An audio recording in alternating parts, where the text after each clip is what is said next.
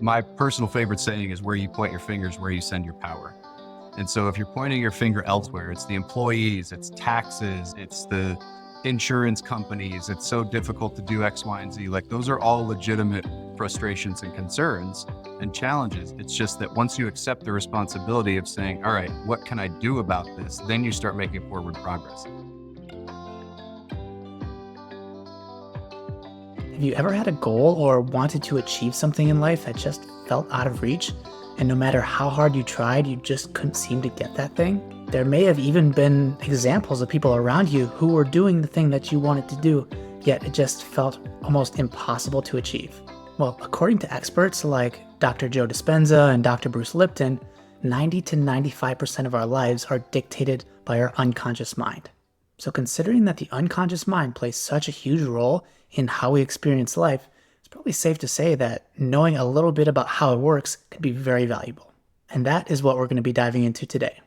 What is up? Welcome to another episode of the Complete Retreat Podcast, where we talk to retreat creators and industry experts about what it takes to build a thriving retreat business. Today, my guest is none other than TJ Fry, who is a mindset coach and transformation facilitator. TJ has a wealth of knowledge about human behavior, the unconscious mind, the conscious mind, and how all of those things work together to create our experience of life. And in this episode, we dive deep into how the unconscious mind works, how it interacts with the conscious mind, and how that informs our experience of life. We also talk about limiting beliefs, how they're formed, and towards the end, TJ gives a couple of really powerful practices that can really help to identify limiting beliefs and unwind them and start to make changes in your life. TJ is also a guest speaker at several different events, so he shares some practical tips that event organizers and retreat creators can use to help give their clients value before they even show up to the retreat. This is a great episode. You're going to want to make sure to stick around all the way to the end. So let's just get into it. TJ, my man, what's going on? It's good to have you on the podcast. It's been a while since we've connected and spoken, and I've really been looking forward to having this conversation with you because I know the amount of information and knowledge and value you bring to your clients and to the world in general. Really looking forward to getting into this conversation. And I like to start off with a question that's basically, what are you excited about? What are you really looking forward to in the new year? 2025 is coming up soon, so Yeah. I'd love to start off with that and know where you're at right now and what's got you excited. Yeah. Well, Ian, my brother, thank you for having me, man. I'm really happy to be here. As far as what I'm excited for in 2025, what I've been focusing on the past about 2 years now and going through some of the training with you on NLP or neuro linguistic programming for folks who don't know what that is. I work with clients to basically help them understand how people think. So it's not about what people are thinking, it's about how the neurological processes take place. That effectively focuses on what I call the filter system, meaning an external event takes place. It comes through our five senses: visual, auditory, kinesthetic, olfactory, and gustatory. And then we process it through things like our beliefs, our values, decisions, whether they be limiting or whatnot.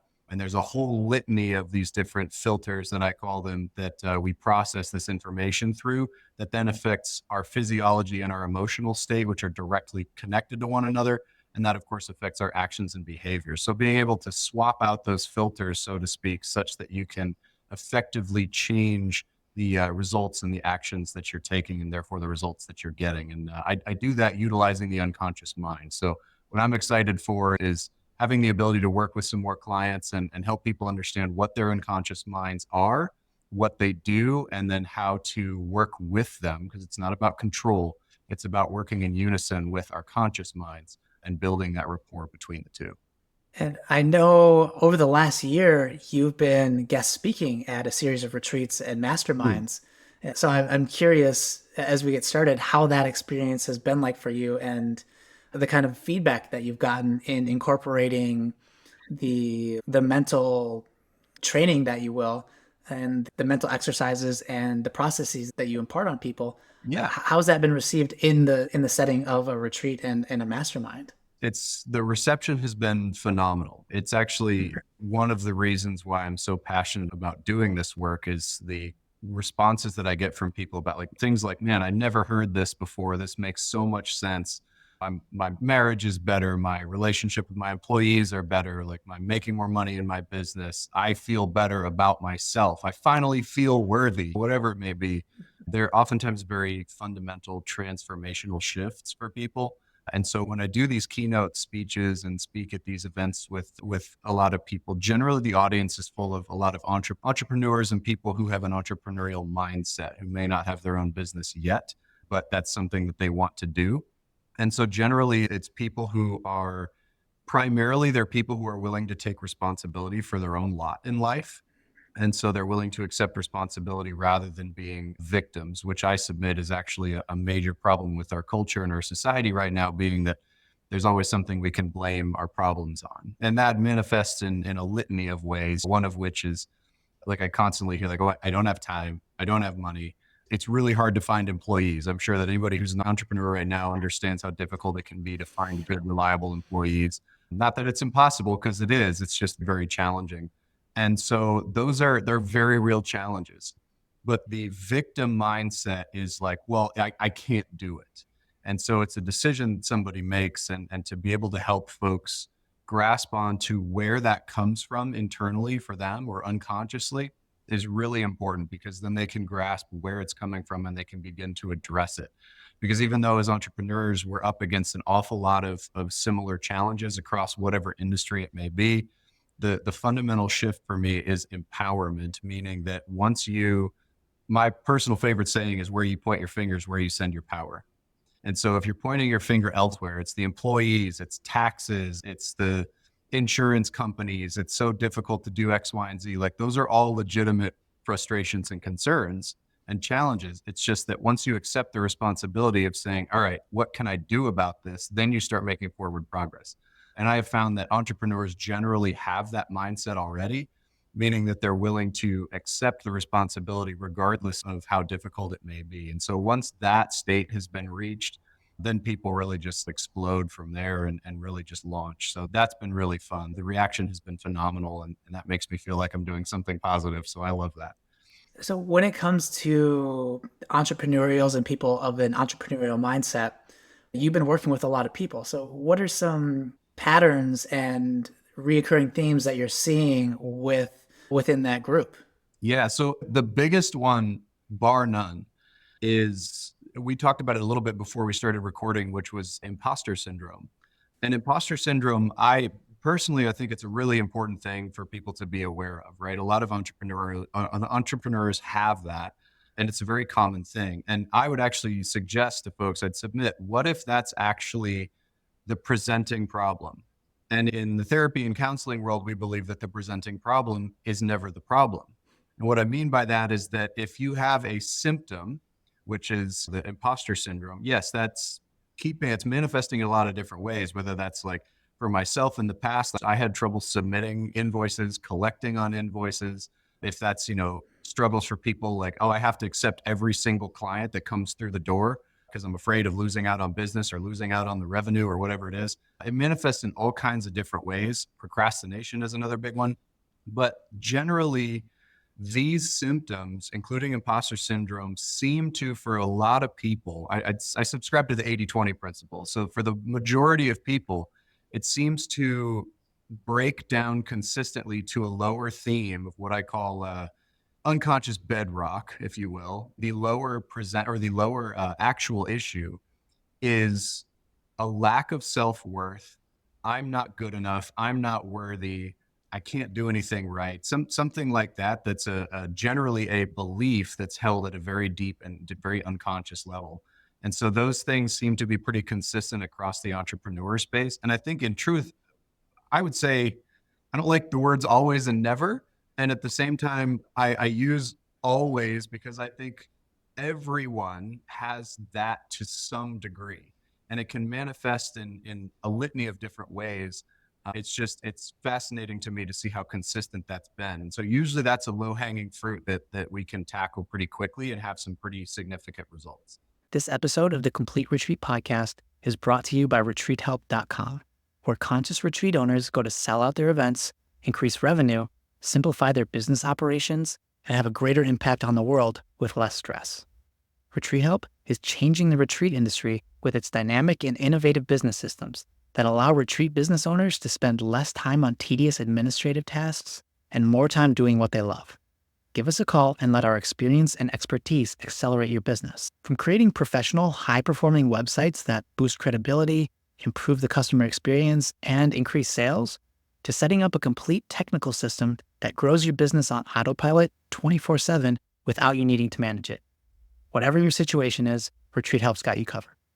Whether you're new to the retreat industry or you're a well-established veteran, save yourself time and money by leveraging Retreat Help's comprehensive business solutions. Visit retreathelp.com and set up a call to learn more. So when it comes to a limiting belief like I'm not worthy, I'm not good enough, one of the core issues that leads to the symptom of something like procrastination or that feeling like you don't want to be out in public and you can't show your face or you're not good enough, that manifests in different ways in our lives. But that core issue, that core wound, or that core limiting belief, how are those limiting beliefs put in place? I feel like as a baby, for the most part, we are a blank slate. And at some point in our lives, we realize, like, we start to take on a personality and we start to adopt our parents' beliefs and different patterns that we pick up from people around us in our environment. So how exactly are those limiting beliefs embedded in us, and how do they become part of our unconscious? Well, so the most difficult and most accurate answer here is that it depends. For every person, we all have different neurology and we all have different lived experiences, which means that there's effectively an infinite number of answers to that question, right? For one person, it might be one thing, and for another person, it's totally different. And ultimately, the underlying belief of I'm not good enough or I'm not worthy is presented one way or another.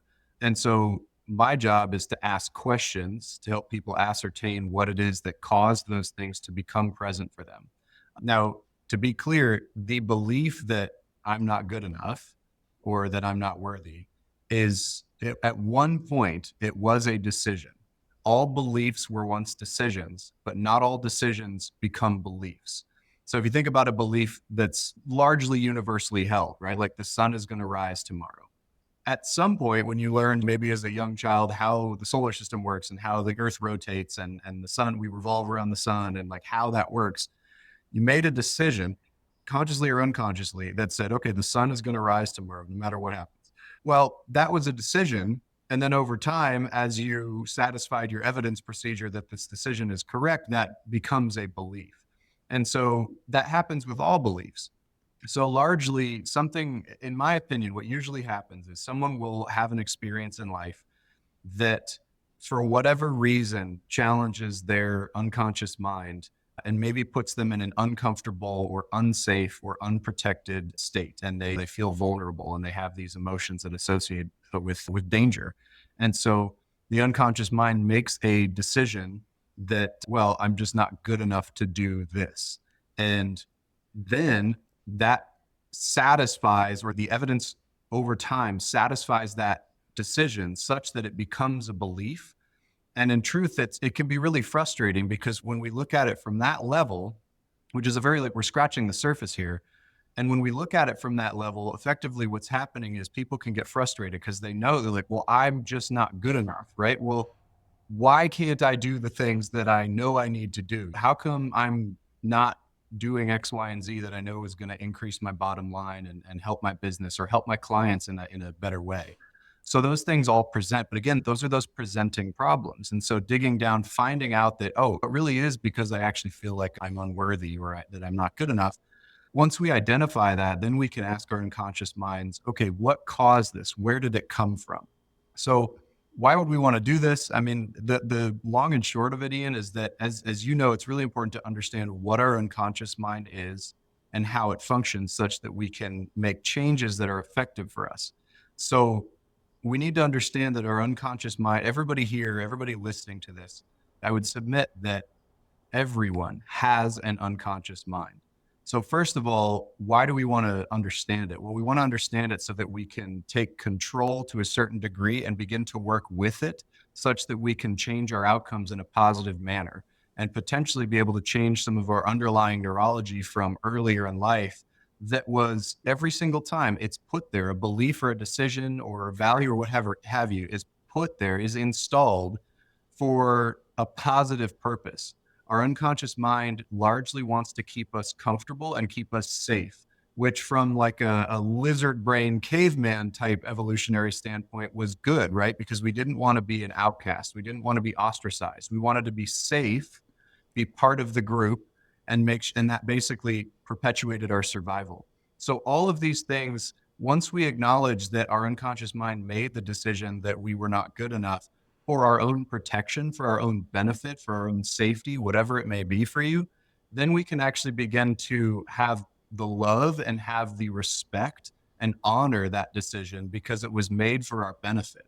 So instead of being frustrated, we can actually reframe it such that we can start to understand, okay, this was a decision that was made to protect me. And then we can literally begin breaking the walls down of what the unconscious mind is, such that we can actually make the change that's beneficial to achieve the outcome that is desired. When you say unconscious mind, so that presupposes a difference between the unconscious mind and the conscious mind, as if they're two separate things. Yeah. How would you define each of those aspects of self, and how are they interrelated, and how do they connect and work together? So the really short version is that one of the beliefs that I hold is that our conscious and unconscious minds are different. When we're born, they're fully integrated, right? I've got a little 1-year-old girl, and watching her, she doesn't speak English yet. So she can't think in language at this point. I'm fascinated by the idea of, well, how is she thinking? How is she processing? Well, right now it's in emotions. And so she's integrated with the conscious and unconscious minds. And over time, as we grow, we begin to dissociate or disintegrate, rather. We disintegrate from our conscious and unconscious minds, and they grow apart. And that gap between the two, we call the critical barrier. And to understand what they are, we'll break down the conscious mind first. So the conscious mind is our frontal lobe. Like physically in our brain, it's the front part of our brain, largely what sets us apart from the animal kingdom as human beings. And so what happens in the conscious mind, right? This is our egoic mind. And I don't mean ego in like an arrogant sense. I mean ego in the sense of this is where I, TJ, reside. Like when I think about myself, or when you think about yourself, Ian, that takes place in the frontal cortex, in the frontal lobe. And so what's happening here is this is where logic, rationale, right? And in our egoic selves, this is where we reside. This is how we think about things. So critical thinking, right? Taking information, logically thinking about things. That all takes place in the frontal lobe. Here's the unconscious mind distinction, is that the unconscious mind, I would submit, is drastically more powerful. I like to think about it as the mind in itself as a glacier. We've all seen those images of a glacier and the underwater portion of it being massively larger, so like a 90 to 10% split. Well, the 10% above the water that we see from above the surface, that would be our conscious mind. And while it is incredibly powerful, all the things that take place under the surface is the unconscious mind. So another way for like entrepreneurials or tech type people, I think about it like an operating system being the unconscious mind, whereas an app would be the conscious mind. So the conscious mind, you can focus very precisely. An app that you open for traveling on a plane, right? It does this one thing specifically very well. And you can switch to a different app. You can focus on something else. You could focus on your banking info or a social media app or whatever it is. And you can do that one thing at a time with a great deal of efficacy. Simultaneously, the operating system or our unconscious mind is always running in the background. And in truth, what ends up happening every time we update our phones and we see that there's a new operating system, well, the apps have to be updated and they have to change to work with that new system. So the unconscious mind, well, let's understand a little bit of what it is, right? Well, number one, there's a few primary directives, if you will, of the unconscious mind. Number one is to keep us safe and keep us alive, right? We evolved, whether you believe in creationism or evolution, which I believe in both. I don't think they're mutually exclusive. Those things have to take place regardless. So for example, like as we're sitting here, I'm not thinking about, okay, I have to breathe in, I have to breathe out, I have to breathe in, I have to breathe out. That'd be exhausting, but that's taking place automatically. Same thing with digesting food, with my heart beating. If I get a paper cut, I'm not sitting there going, heal, come on, heal. Like it just happens automatically. And yet something neurologically has to control these processes. And I submit that's the unconscious mind. So the unconscious mind has a map of the body in its current shape, and it has an idea of what the perfect health for the body could be. So it takes care of all of our automated systems, if you will. And that's an incredibly powerful thing. It also controls all of our beliefs, right? So if you learned something, if I ask you what your name is, you don't have to think about what your name is. It's something that you've learned, right? How many degrees are in a 90-degree angle, right? And everybody here would say, oh, well, 90 degrees. Okay, well, at some point you learned that and you're not holding on to that consciously all the time every day. And so recalling that information, it's learned and it's installed at the unconscious level, meaning that anything you've learned, anything that you remember, including memories, experiences, information that you've retained, is all stored unconsciously. And then it's the job of your conscious mind to recall that information upon command. And it's therefore the job of the unconscious to present it to you. And so for processing or for utilization consciously. And so effectively, the unconscious mind is incredibly powerful. And it's something that having a deeper understanding of can give us the ability to then affect what I call that filter system. And we can begin to understand some of those filters. So, for example, your unconscious mind is where you store things like values or your morality, right? And when I say morality, I don't mean social morality like right and wrong and those type of things. It's morality unconsciously is crucially the morality that you were taught and accepted.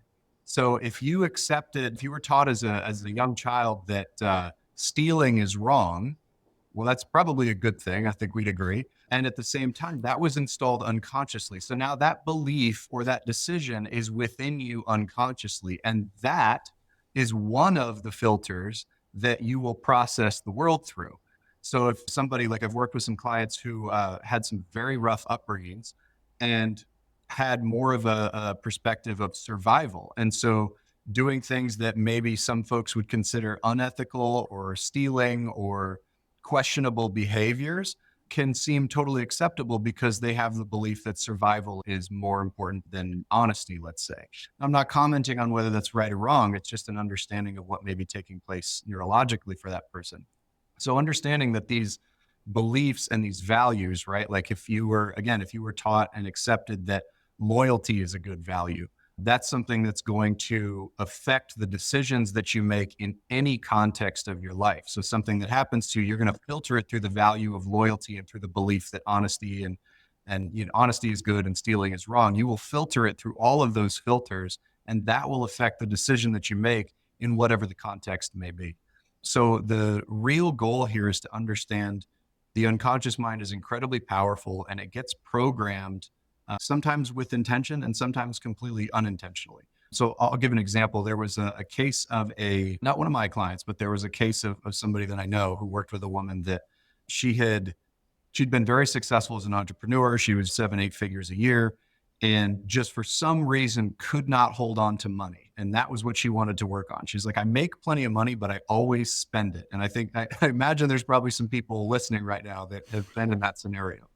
And so what she was able to ascertain with some coaching and some question asking and some digging was that when she was a young girl, I think 5 years old, something like that, she got a birthday card from her grandmother. And this lady was 65, 70 years old or something like that. So this was years ago, decades ago.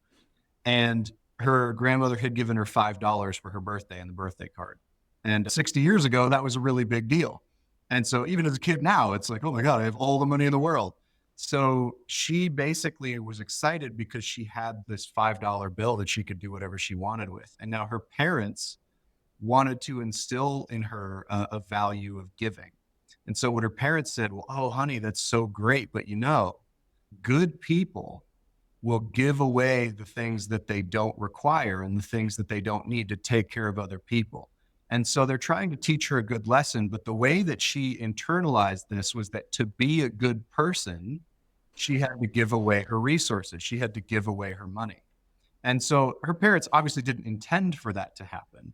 But the way that manifested later in life was the decision and then the corresponding belief after the fact came that to be a good person, you had to give resources away. And so this manifested in she helped a bunch of other people start their businesses. She would invest in things that she maybe didn't necessarily believe in, but believed in the person. And so she didn't really want to hang on to money. She would always find something to do with it that she felt was beneficial. And so therefore, they were able to identify that this belief is truly what was running her lack of ability to hang on to those finances. And so I love that, because identifying that and then shifting that filter, first of all, thanking your unconscious mind, like literally saying to yourself, thank you, unconscious mind. I understand that this was installed to protect me. And it's a beautiful thing. Simultaneously, it's no longer serving us. And we would be even more able to help and be able to be a good person while retaining resources. And so making that shift was able to radically alter her ability to hang on to resources. And then, of course, spend them in a very positive manner in other avenues and other directions. So that's one example of how important it can be and how effective that can be. I think what you spoke to has also been demonstrated by people like Dr. Joe Dispenza and other people in that field who are proponents of working with the unconscious mind. Joe Dispenza has his own personal story of how he almost miraculously healed his body through visualization and just really digging in and getting really deep in the unconscious mind. Because, as you said, the unconscious mind is what moves the body and what regulates the automatic aspects of our body, like healing and breathing and different parts of the autonomic nervous system. Yeah. Dr. Bruce Lipton is another person who comes to mind, who's really a proponent of the understanding that the majority of our behaviors are driven by our unconscious beliefs. And we're not thinking about all the little things that we're doing that are leading to the results that we're getting in our lives, or lack thereof, but we're doing them anyway and on repeat. And those are the first two people that I think of when we start to have conversations about the unconscious mind. If anybody wants to learn more or dive deeper into this, Joe Dispenza and Bruce Lipton are incredible resources and Phenomenal. sources of inspiration. And they've got a ton of case studies and evidence to back up the things that TJ is talking about. Let's, if it's okay, let's do this. I want to discuss maybe a Yeah, little bit what the unconscious mind is. And so it absolutely. has prime directives, right? We know that it's there for, like, evolutionarily, we know that our unconscious mind is there to protect us and to keep us alive, which is therefore why we gravitate towards things that are comfortable and why we avoid things that are uncomfortable or unknown. So going into something you've never done before is always significantly less comfortable than staying in something that is comfortable. And a big reason for this is because no matter how detrimental the behavior might be, if we're still here and we're still alive, unconsciously, we know that this behavior has kept us alive to this point. And therefore, it's basically trying to protect us. So if we understand that the unconscious mind is there for our protection, we also understand that it has a number of other prime directives. Number one, it stores memories, right? Again, we're not consciously walking around thinking about all the experiences and memories we've had. Those are stored unconsciously. It organizes those memories. Generally, it does so through time. Sometimes it can do it based on emotion, but it stores those memories as well. We also know that it's the exclusive domain of emotion. Now, how do we know this? Because some of these are pretty big statements, which I feel generally are common sense and usually resonate with people. But when there's scientific evidence to back it up, I think it's even more valuable. So the unconscious mind is the exclusive domain of emotions. How do we know this? Well, with an EEG, which is a test that basically puts a bunch of electrode sensors on the head and then can electrically measure where activity is taking place within the brain. When you ask someone to solve a math problem or to think about something consciously, like rationally, like explain how this happens, whether it's a scientific process or whatever, when you're doing things consciously in the frontal lobe, we can see on that EEG test, we can see that in the frontal lobe, everything lights up and we get all kinds of neurological activity, neurons firing and just going crazy. But when you ask somebody something about, like, can you think about what it feels like to be loved? Can you think about the last time you were angry? Can you think about the last time that you felt powerful or that you felt unstoppable? These emotions take place in different portions of the brain. Oftentimes it's in the hippocampus and some of the other areas in the rear part of the head. And so we can actually see on that test, on those screens, where those things take place. And so we know that emotions and critical thinking take place in different portions of the brain. So I submit that the unconscious mind is the exclusive domain of emotions, because I've never had to think consciously about loving my daughter or about loving my wife right? I don't think when someone cuts me off in traffic and I get frustrated about it. I don't think, man, I should be angry about this. I just feel it. So we know that the unconscious mind controls our emotions, and that's the only place that they take place. It also represses memories with unresolved negative emotion.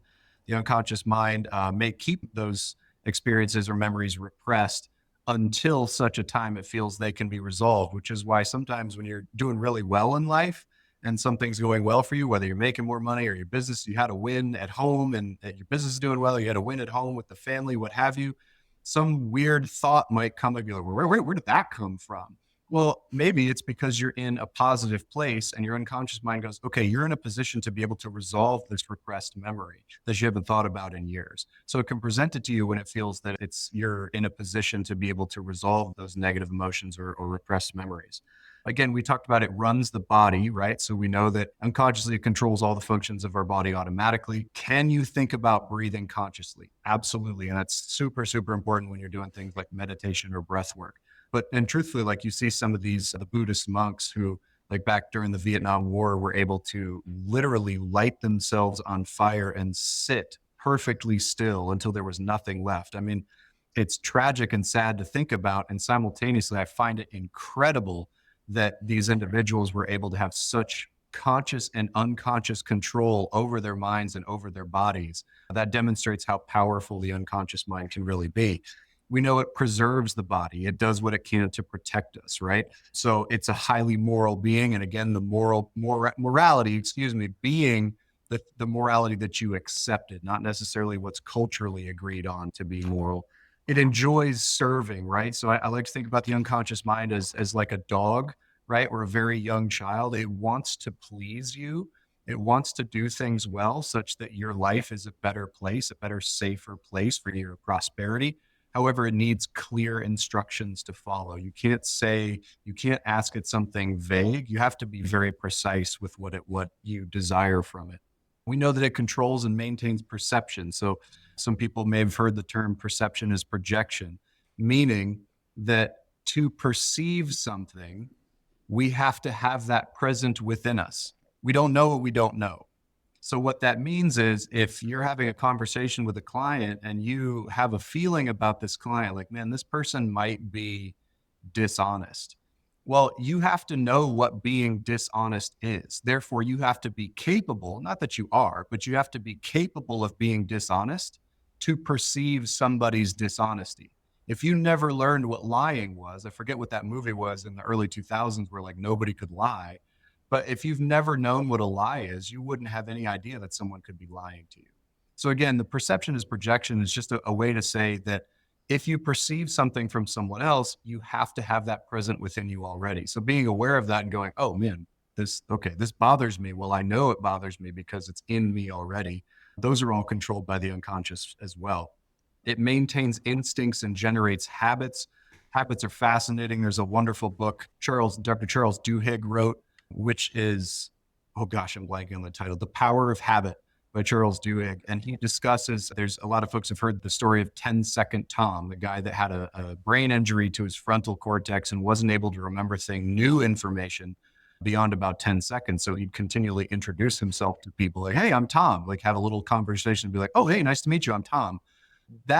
What's amazing about his story is that even though he had this inability to create new memories, the habits that he had were still deeply installed at the unconscious level. So, for example, he was still able every day to go, even though he couldn't remember anything new, he was still able to go to the kitchen and to reach up into the cabinet, grab the peanut butter, jelly, and bread, and make himself a sandwich every single day because it was the habit that he had done for years. One day he walks out of his house and disappears, and his wife at the time, of course, is terrified because where did he go? And he's never going to find his way home. And like 2 hours later, after the police have been looking for him, he just strolls right back in the front door. Because, well, it turns out for several years, for like 20 years or whatever, he'd walked this same pathway around his neighborhood. And so consciously, he couldn't do that. But because it was a habit that he had installed unconsciously, he was able to just go out and then found his way home perfectly. So again, just demonstration that the difference between the conscious and unconscious mind is pretty profound. It's important that we remind folks that to install a habit, we need to have repetition. And there's a lot of different data on this. Some people say it's 2 weeks. I've heard other things like 60 to 70 times for a habit to be installed. I don't really subscribe to any specific number because I think it depends on the habit specifically. That's like the more detailed the habit, the more repetition is required. The point is, the more often and regularly you do something, the more habitual it becomes and the stronger it gets installed at that unconscious level. One of the things that I think makes us human beings is that the unconscious mind is programmed to always seek more.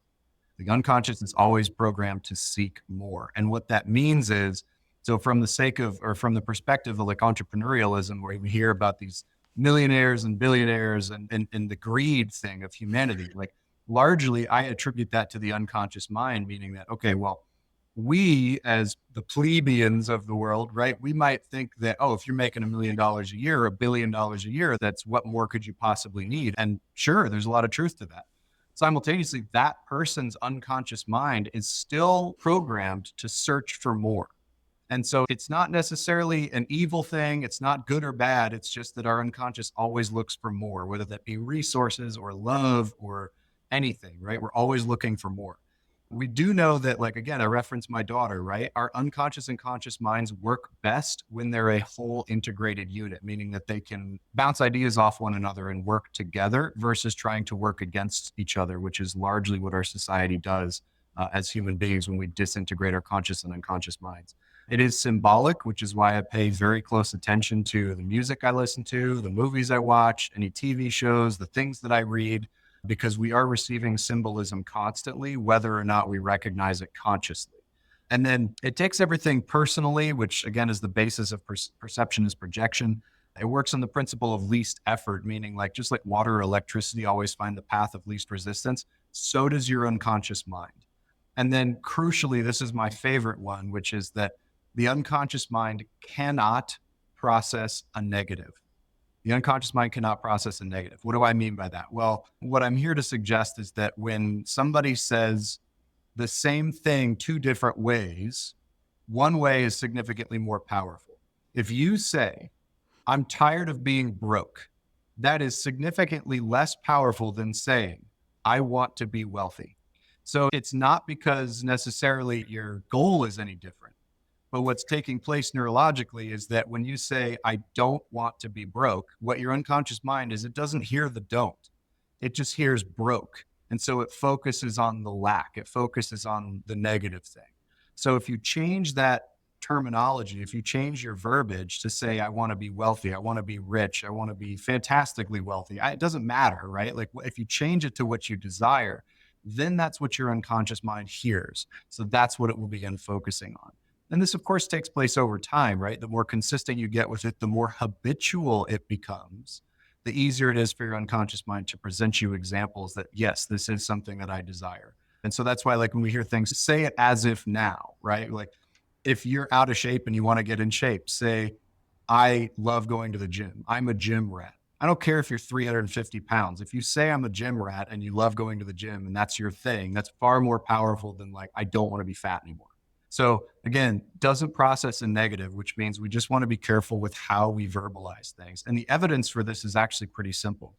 So if I ask the audience, if I say something like, don't think about a cheetah, immediately everybody, even if just for a split second, because I said the word cheetah, everybody that listens to this is going to have an image or going to have a feeling or a thought around a cheetah. But what did I say? I said, don't think about it. So of course, what I'm doing is if I say, think about an elephant, then you're going to think about an elephant. But if I say, don't think about an elephant, you're still going to think about an elephant.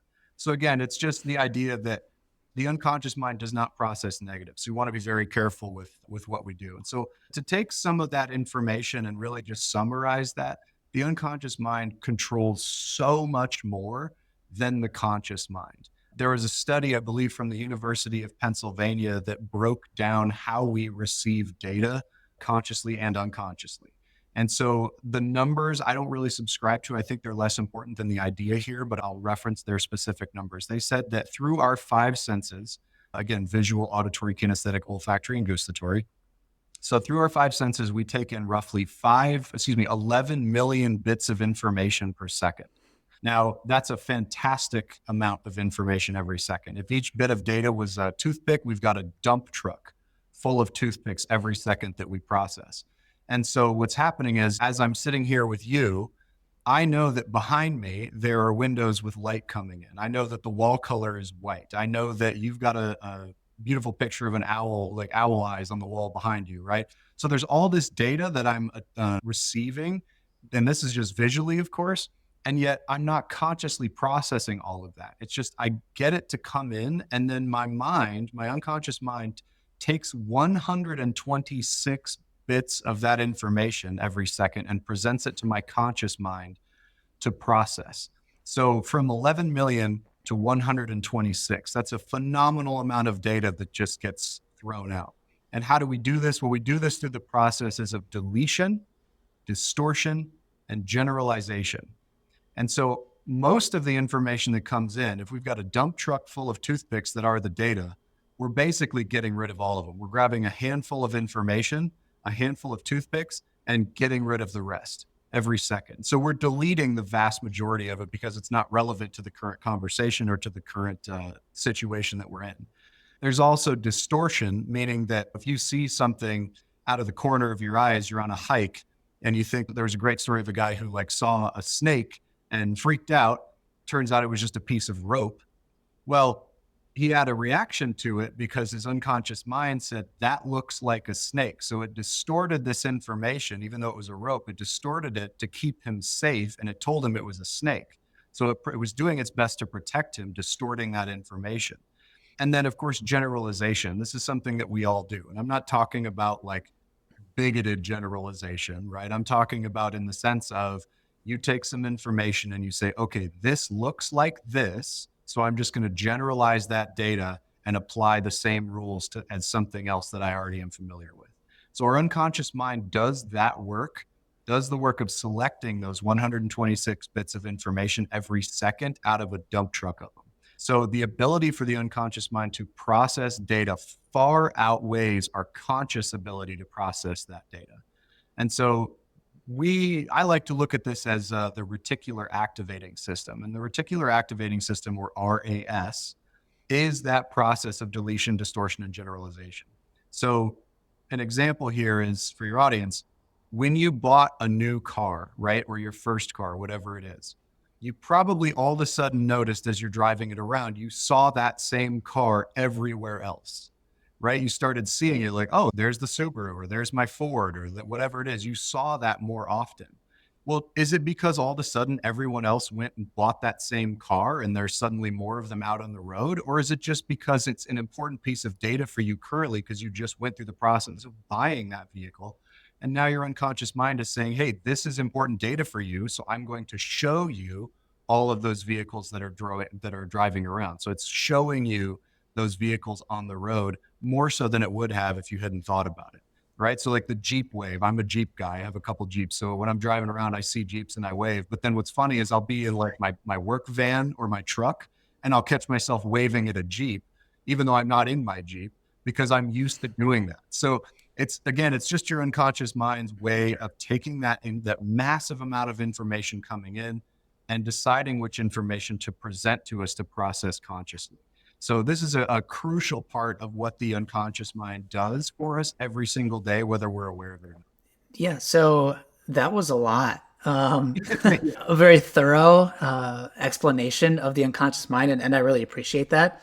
I think that helps to give some context to what we were talking about, just the power of the unconscious mind and the fact that the 90% of the iceberg that's underwater, like there's a lot going on behind the scenes that we're not consciously aware of that is affecting the outcomes in our lives and the direction of our lives, our actions, pretty much everything in our lives is being, in a large capacity, being directed by the unconscious mind. And I think that's really important for people to understand. And you went through a lot of detail there in breaking down all the different areas that the unconscious mind is potentially in control of and taking care of for us.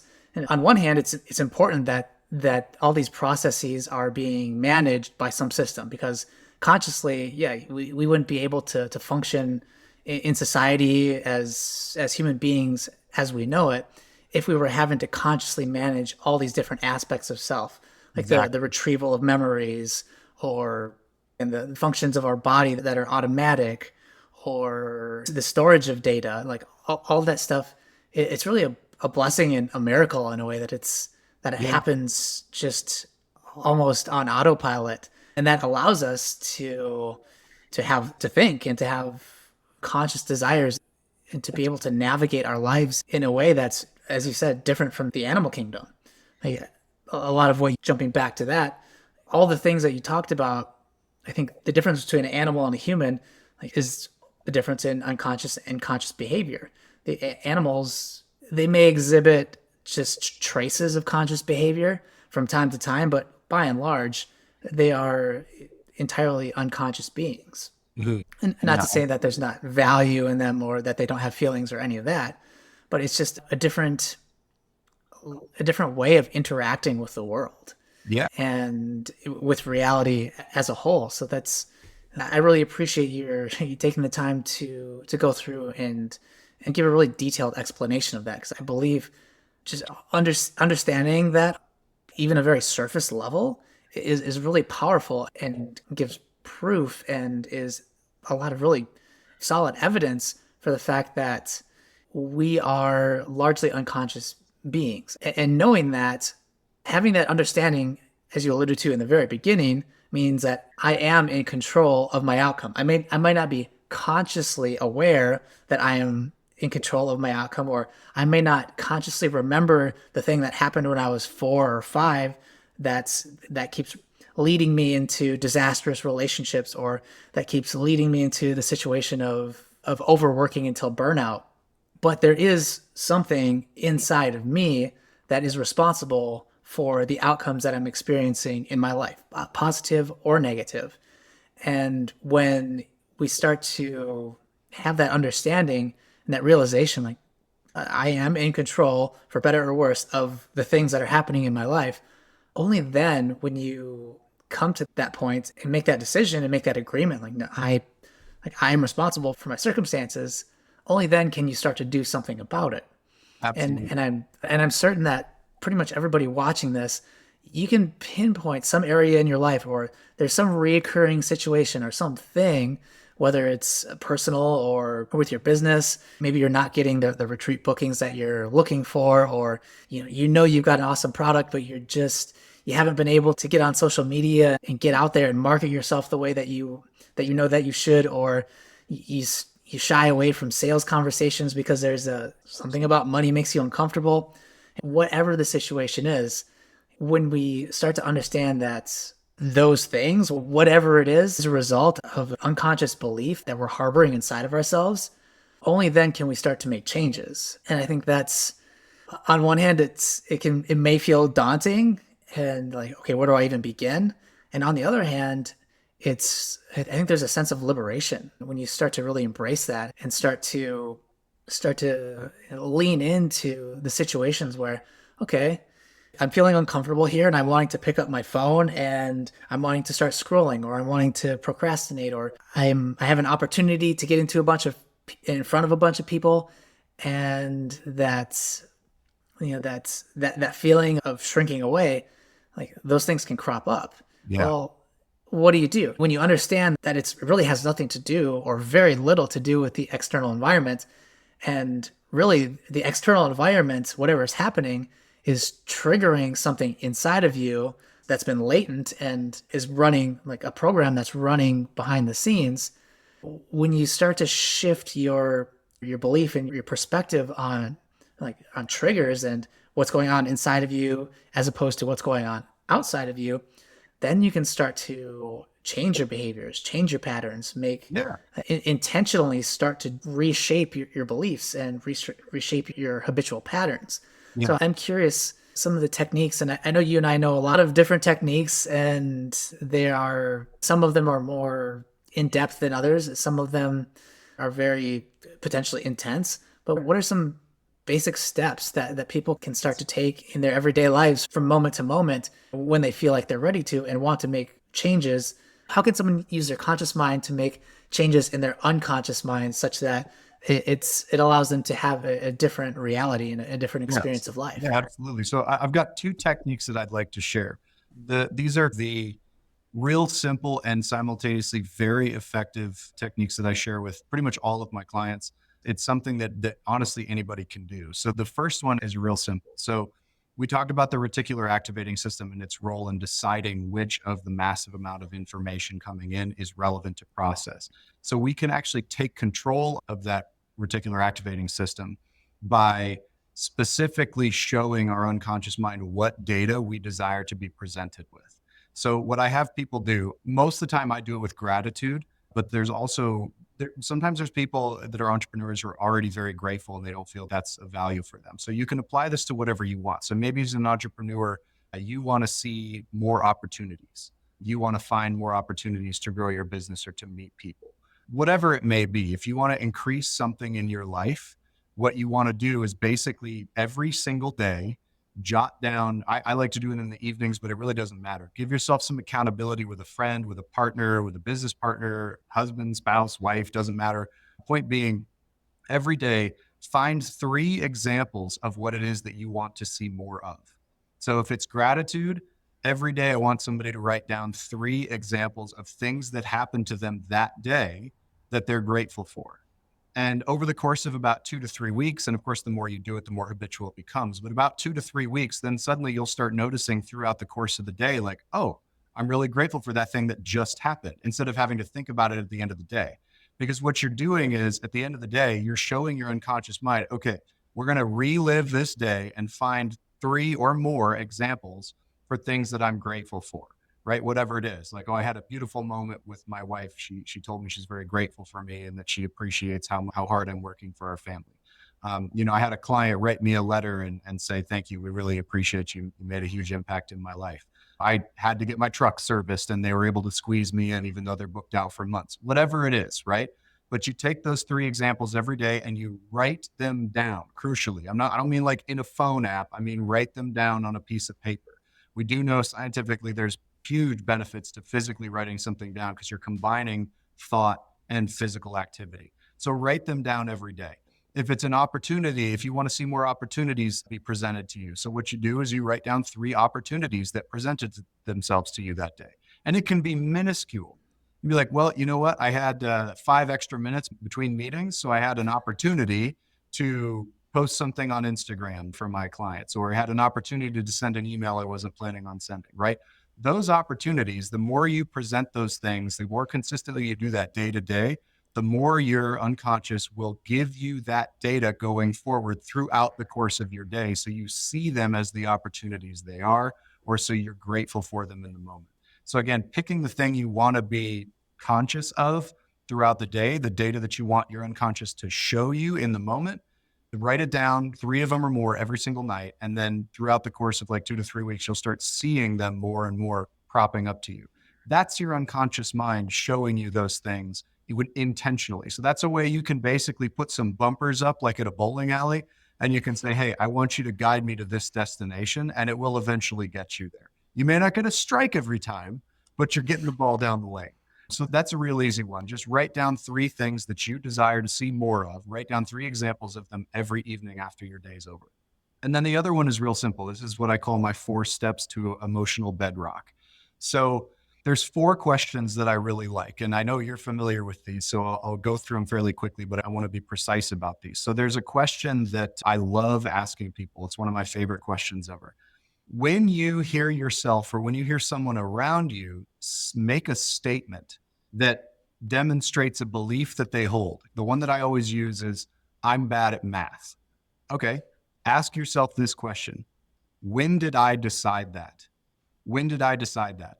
The reason that this question is so important and so powerful is because it allows you, first of all, it empowers you, right? So it's not asking why, just allows for a bunch of mental masturbation and doesn't really put any bumpers up. You can just go crazy and find yourself in the middle of nowhere. So why is a dangerous question because maybe not dangerous, but it's a less effective question to ask. When did I decide that?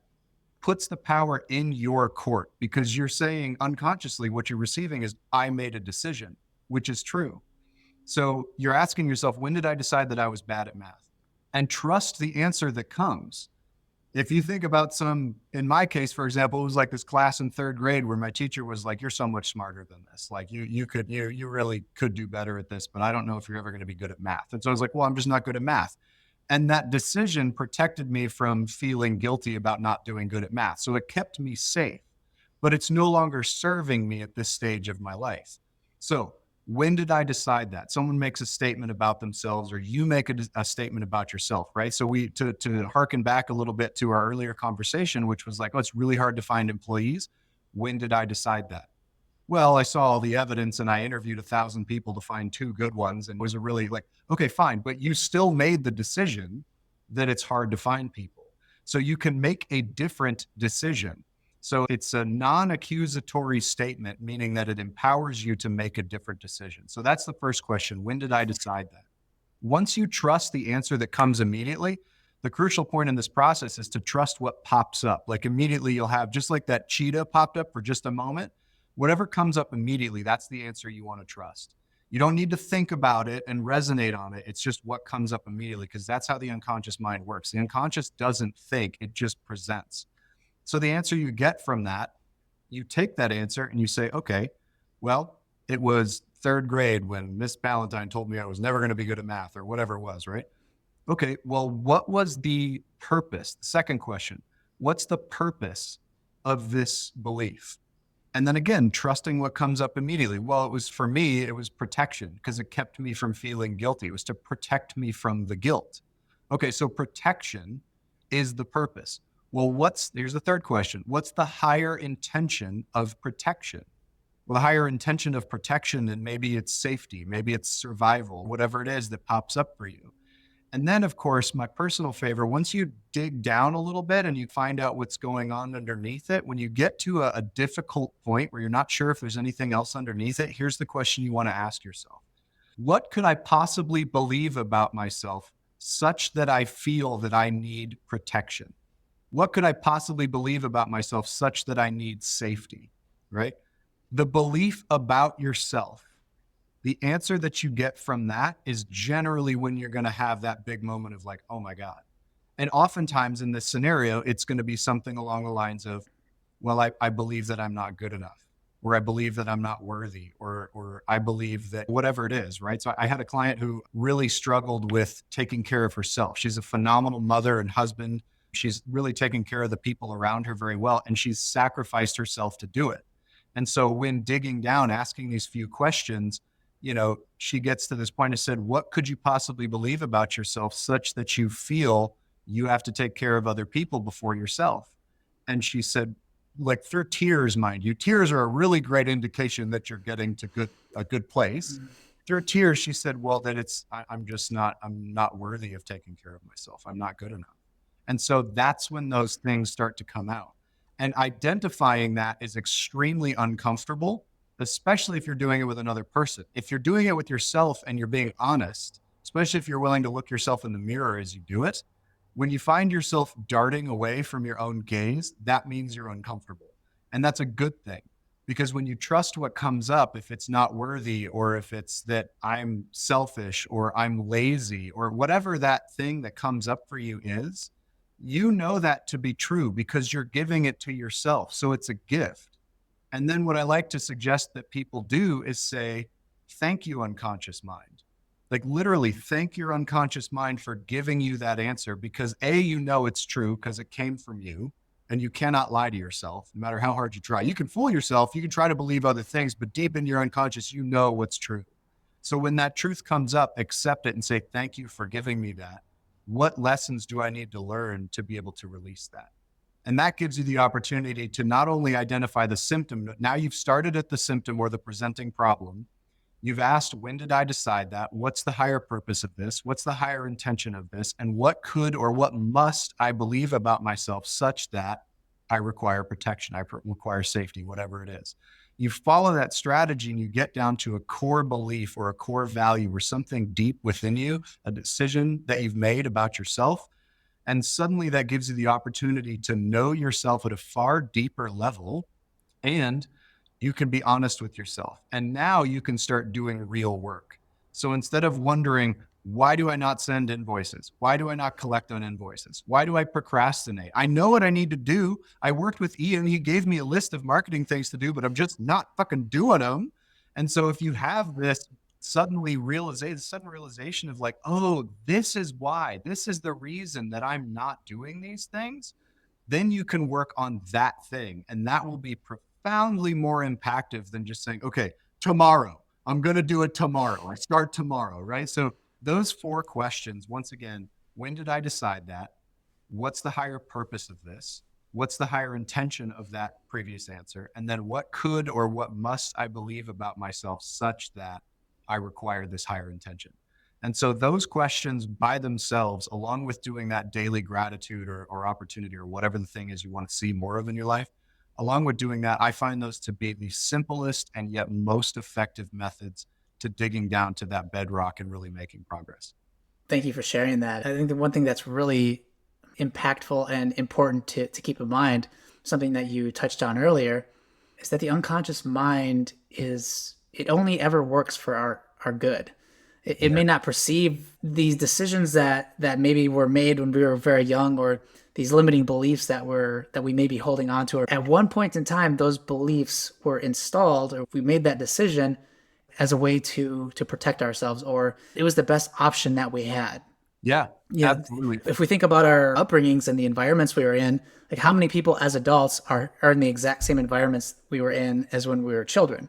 So if you think back to then, if you go back to those situations and take an honest look at the situation and like what was happening there, maybe it did make sense, and maybe it does on some level. You can see how a limiting belief like I'm not worthy, or money doesn't grow on trees, or if I step out of line, then I'm going to be all alone, or if I don't just go with the flow, whatever it is. If you really put yourself back in those shoes and have that understanding that everything that happened was for in that moment in the past, everything that happened had a deeper purpose of protecting me, or it was for my greatest good in that situation. The thing is, I'm still maintaining that belief 30, 40, 50 years later, and it no longer applies to my current situation. And in fact, Yeah. that belief that was made way back when, that I'm still believing in, that's still informing my actions, it's actually now it's holding me back. Where at one point in time, it was what I needed to survive and to do the best that I could.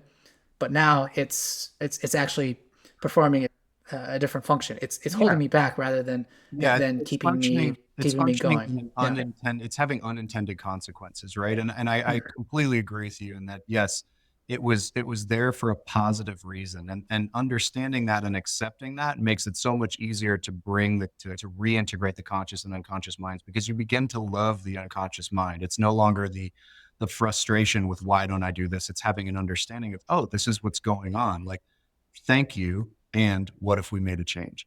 And crucially, I think for people that are hosting events or working with clients, these are things that you can, as you do yourself and you become more familiar with, you can integrate these with clients, with events, right? So a great one, and this is something that a good friend of mine does in his events now. Oftentimes, if you're going to spend a bunch of money on going to an event between travel and the cost of the event and bookings and all those things, sometimes we get buyer's remorse. That's a real thing. And so if you're going to spend, let's say, I don't know, $10,000 to go to an event that's a few days long, right? Well, if you buy that 6 months before the event, you have 6 months to ruminate on whether or not that's a good decision. So an easy thing to do is to say, all right, you have some homework before you get to the event. So a month before you get to the event, you can start doing this gratitude practice every night, or whatever it may be, but have them do that reticular activating system adjustment of writing down 3 or more things every evening. And so you can preempt it. They can start to see changes much more quickly before they even get to an event, and have a significant shift before they even arrive. And then, of course, when you understand how those questions work, I order them in that reason, in that I put them in that order for a reason. And at the same time, so sometimes that order is not necessarily the way they need to go. And so the more you do it with yourself and with your loved ones, friends, family, whatever, people that are willing to go deep and be vulnerable and raw with you, you get comfortable with asking those questions and when to ask them. And so you can then do that at the event with people. And that can be really empowering, especially like when I'm presenting. I love doing that. Someone will ask me a question and they'll say something like, well, I just, my industry is, this can't be done in my industry. And I'm like, okay, well, when did you decide that? And I'll pause my presentation to spend time with that individual and ask those questions and dig down to that deeper level, because it's very quick. You do it in a matter of minutes. And so you get that person down to a level, and then everyone else at the event gets to witness the effect that has, and therefore then provides another evidence or a piece of evidence for their procedure of like, oh, this is really powerful. And so it can open up your ability to host an event where people are significantly more open. Because if you give someone evidence that what you're doing is valuable before they even show up, you've already satisfied a portion or maybe even all of their evidence procedure, so that they're showing up with value already ascertained and achieved. And then they get to the event and they're just like, let's do this, let's go. So we found that his events, since he started doing that, he has even higher, greater engagement from everybody at the events, and the people who show up seem to get even significantly better results as well. So that's just a tangible way that you can include that for someone who's doing an event. That's super powerful. And so I've been reading a lot about statistics around the travel industry and the wellness tourism, retreat business. And one of the things since COVID that has really increased is the incorporation of and success of mindfulness retreats and people who are incorporating a component of mindfulness. Because since COVID, there's been a tangible shift in the understanding around mental health. I think there's a lot of people teetering on the edge before COVID hit. And then when it did, a lot was exposed culturally in regards to the just different issues that people are dealing with, whether it's stress or anxiety. And having some of the understandings that you talked about, TJ, or bringing in somebody specifically like you to speak at an event and address different aspects of mindfulness and the unconscious mind, helping give participants a much more, a deeper and much more nuanced understanding of this thing that we all is part of our experience. It's an intrinsic part of the human experience, the interplay between the conscious and the unconscious mind. And we all have an unconscious mind, and it functions largely the same way for everybody. Yet so few people really have a functional understanding of what it's doing and why it's doing it, and how to potentially start to work with it in a way that's going to benefit us or get us to the results that we want in life. So incorporating, bringing somebody like you in, or like you said, even beforehand, starting to plant seeds preemptively so that when people get to the event, they're primed and they're ready, and that you can start to crack the door open. Most retreats are transformational. You're already breaking a person out of their comfort zone for the most part, and it's fertile ground to be able to elicit a really impactful change in somebody, and being able to lead with some of these practices and some of the information that you talked about, and just as practitioners having a deeper understanding of the mechanisms and what it takes to be able to get somebody to change, and the underlying structures that are holding up that are stored within our unconscious mind, but are holding up our conscious life. Like, knowing that aspect of the psyche in a deep and functional way can massively increase the amount of change that you're able to create with your participants, and really deliver an experience that's going to have long lasting impact. And along with that comes repeat bookings, referrals, all the good things. Yeah, So 100%. I think yeah, we've probably all had a client at some point who, like, if let's say you run a marketing company and you give them a strategy like an XYZ, do this, and then you'll have good results, and they're just not implementing it, right? I think we've all had that client. Being able to understand what the unconscious is, and that person has an unconscious, and what might be present for them. I'm not a mind reader, of course, right? But understanding that everybody has an unconscious mind, and knowing what could be taking place for them unconsciously, and giving them the tools to be able to change that unconscious without necessarily going into everything we went into about what the unconscious is, et cetera. You're utilizing the unconscious to basically help mold and shape them in a positive direction for them, right? It's very important for us to be aware of that. And I should say, maybe not important, but it's helpful, right? Because then if you see somebody who's got the tools but isn't using them, you can dig a little deeper and you can say, okay, what's keeping them from doing it? And then you can increase your efficacy, and you can increase your completion rate and the success that people are having, which ultimately, like you said, to your point, that's when you get repeat bookings and recommendations. And that's when people have the successes, which is the whole goal of what we do. So yeah, I find those two techniques, the 4 questions to bedrock, as well as the three examples each night, is very powerful. And they're simple things that anybody can do. So I would highly recommend that everybody start doing those right now and play with it. Just get comfortable with it. Cause then when you start doing it to your clients and helping your clients for them, then all of a sudden they're like, wow, that's so much more valuable. I got so much more out of that than I ever anticipated. And it's just it's a very beautiful thing. Yeah, I agree. And wow, this been such a valuable conversation. A lot of information, a lot of takeaways for people.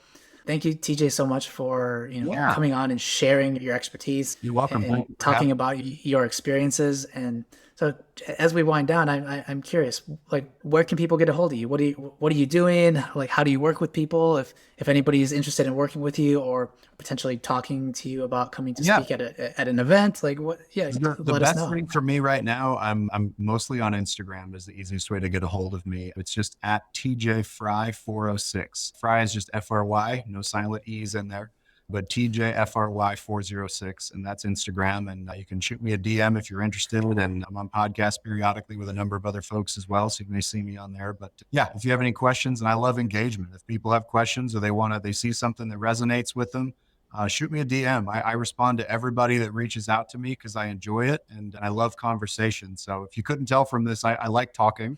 So if you're interested in having a conversation, just reach out. I'd be more than glad to set up a call and see what we can do for you. Awesome. TJ, thank you again so much. This has been super enlightening. Great catching up. Always awesome spending time with you. And thank you everybody for watching, and we'll see you in the next one. Adios.